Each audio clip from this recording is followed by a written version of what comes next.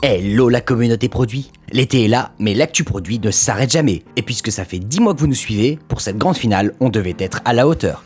Alors plutôt qu'un rewind traditionnel, on vous propose aujourd'hui notre top 5 des grandes tendances et innovations qui ont fait des gros titres de la scène produit ces derniers mois. Alors installez-vous confortablement et place au rewind, action! Si j'affirmais que la grande finale de l'After était annulée, Marcel et Louis me répondraient à l'unisson « fake news ». Ils auraient de toute évidence raison et je mériterais la censure, ce qui serait assez gênant au début du dernier rewind. Mais revenons à nos moutons, ces derniers mois, sur fond de présidentielle américaine, de pandémie mondiale et autres crises créant leurs prophètes et experts autoproclamés, la qualité de l'information n'a jamais été aussi mise à mal. Rappelons que le débat est aussi philosophique que moral. Un réseau social est-il responsable des propos tenus et contenus échangés par ses utilisateurs ? Laissons législateurs, politiques et experts se faire la guerre sur le sujet et regardons plutôt les innovations et dispositifs mis en place pour lutter contre cette lame de fond. Ainsi, pour éviter la diffusion massive d'articles douteux, Twitter et Facebook ont décidé de vérifier que les utilisateurs avaient bien ouvert et lu le lien qu'ils s'apprêtaient à partager. Un petit pas dans le bon sens, mais loin d'être suffisant. Facebook a d'ailleurs été plus loin en annonçant récemment que la visibilité d'un utilisateur sera directement diminuée si celui-ci diffuse régulièrement des fake news. On vous avait également parlé de Factmata, sorte de Yuka des contenus. Cette startup s'appuie sur de l'intelligence artificielle pour évaluer les contenus sur une dizaine de critères. Un petit tour sur le site Bleeper vous permettra de voir le résultat et c'est assez édifiant. Dans un registre similaire, on avait aussi salué la startup française Bodyguard, dont l'appli permet de filtrer les contenus haineux ou insultants de vos réseaux sociaux. Le claim de la startup est d'ailleurs très parlant, garde du corps 100% virtuel et sur mesure. En résumé, le loup est toujours dans la bergerie des réseaux sociaux. Alors multipliez vos sources et surtout faites-vous vacciner, ça vous permettra d'avoir la 5G et de regarder les replays du Rewind où que vous soyez cet été. S'il y a bien un sujet qui défraie la chronique depuis de longs mois, c'est bien celui des crypto-monnaies et de la blockchain. Sur une tendance haussière dès octobre 2020, le Bitcoin a atteint son record historique début avril à plus de 50 000 € le Bitcoin. Et résumer ces derniers mois ne peut se faire sans une bonne dose d'ironie. La hausse a d'abord été amplifiée par l'annonce, en début d'année, de l'achat par Tesla de l'équivalent de 1,5 milliard de dollars en Bitcoin et la possibilité d'acheter sa Tesla en Bitcoin. Jusqu'à ce qu'Elon Musk revienne en arrière en accusant l'impact environnemental de la crypto-monnaie et prône une autre crypto appelée Dogecoin. Vous avez dit manipulation des cours ? Notons que le gouvernement chinois ne cesse aussi de brandir de nouvelles restrictions, ce qui pourrait expliquer pourquoi le cours du Bitcoin a lourdement chuté depuis. Cet emballement historique a néanmoins entraîné dans son sillage de grands acteurs de la finance. Ainsi, Mastercard, Visa, PayPal et Apple ont tous commencé à intégrer des services d'achat, d'échange ou de paiement en crypto-monnaie. En parallèle, comment ne pas évoquer les NFT ? Petit rappel, un NFT, c'est comme un certificat de propriété basé sur la blockchain. Pas une semaine ne se passe sans qu'une nouvelle œuvre d'art, réelle ou numérique, ne soit vendue sous la forme de NFT. Rappelons qu'une œuvre de l'artiste Beeple a même été vendue pour 69 millions de dollars. La bulle a depuis bien dégonflé, mais on devrait continuer à en entendre parler dans les prochains mois. D'ailleurs, je vais de ce pas mettre en vente ce rewind pour la modique somme de 100 bitcoins. Elle a débarqué comme un bulldozer dans l'actu des réseaux sociaux, j'ai nommé l'application Clubhouse.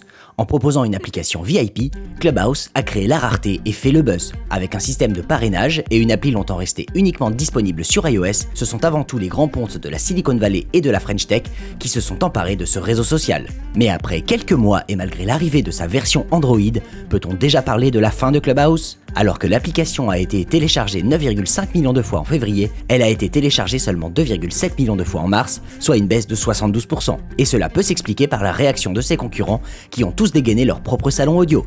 Twitter, Facebook, Instagram, Discord et même LinkedIn qui s'est mis à la tendance en proposant aux professionnels de lancer des live audio rooms.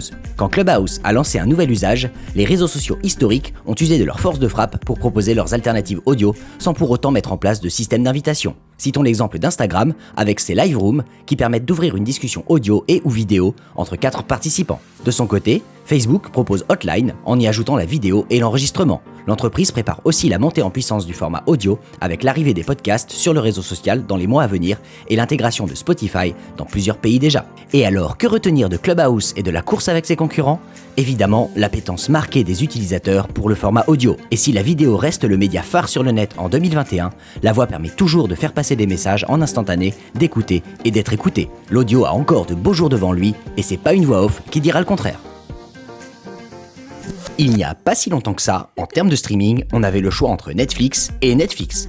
Désormais, les spectateurs ne savent plus où donner la tête entre Amazon Prime Video, Apple TV+, OCS et les petits nouveaux Disney+, et le français Salto. Confinement et chômage partiel oblige, les plateformes de streaming et de vidéo à la demande ont eu une année particulièrement riche en actualité. Le nerf de la guerre reste évidemment les contenus et les licences les plus fortes. Et à ce petit jeu, l'empire Disney a plus que jamais les dents longues avec ses contenus exclusifs Star Wars et Marvel. Mais l'innovation peut aussi être ailleurs. Ainsi, Netflix ne cesse de tester de nouvelles choses. Choix aléatoire des contenus, limite de temps de consommation, dashboard parental pour surveiller la consommation des enfants. Mais aussi des initiatives plus surprenantes, comme cette idée de proposer des chaînes au contenu linéaire, c'est-à-dire comme à la télé. Du côté des franchises, OCS bénéficie toujours de son partenariat exclusif avec l'américain HBO, mais le lancement d'HBO Max dans certains pays européens pourrait inciter Orange et Canal à réagir pour protéger leurs bébés.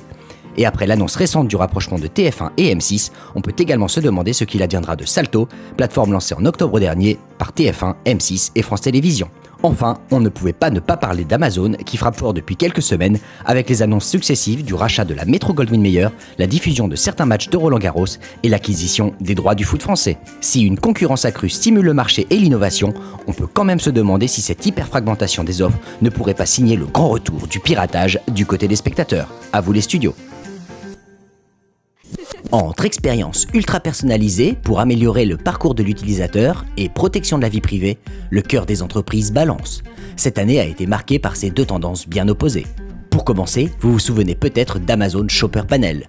En vous inscrivant au panel, vous acceptez de partager vos achats, y compris ceux réalisés sur d'autres plateformes. Et pourquoi donc faire ça ? Il s'agit d'aider Amazon à améliorer ses parcours et proposer des produits encore mieux ciblés. Smart, non ? Et on n'oublie pas Netflix non plus, champion en titre de l'hyper-personnalisation.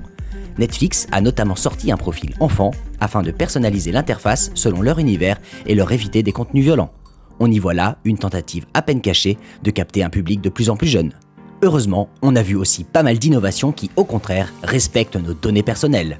On pense notamment à la messagerie française Scred qui propose un service respectueux de notre vie privée et une alternative à WhatsApp. C'est aussi le cas de Signal, qui a récemment fait le buzz avec sa campagne publicitaire bien à charge contre le ciblage publicitaire pratiqué par Facebook.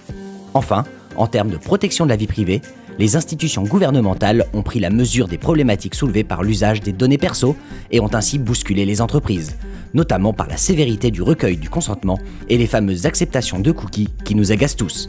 Bref, faites attention quand vous donnez accès à vos données personnelles, car n'oubliez pas ce vieil adage du web, quand c'est gratuit, c'est vous le produit. Et voilà, le Rewind tire sa révérence après une première saison de folie, et ça, c'est grâce à vous. Entre innovation géniale, révolution à venir, mais aussi excursion au pays de Black Mirror et autres innovations absurdes, on espère que vous avez autant appris en regardant les Rewind que nous en les préparant. On aurait adoré avoir plus de temps pour vous parler de no-code, de réalité augmentée, d'intelligence artificielle, de santé connectée, d'UX, mais le produit, c'est souvent faire des choix. Alors on se donne rendez-vous à la rentrée, excellentes vacances à tous, and stay tuned.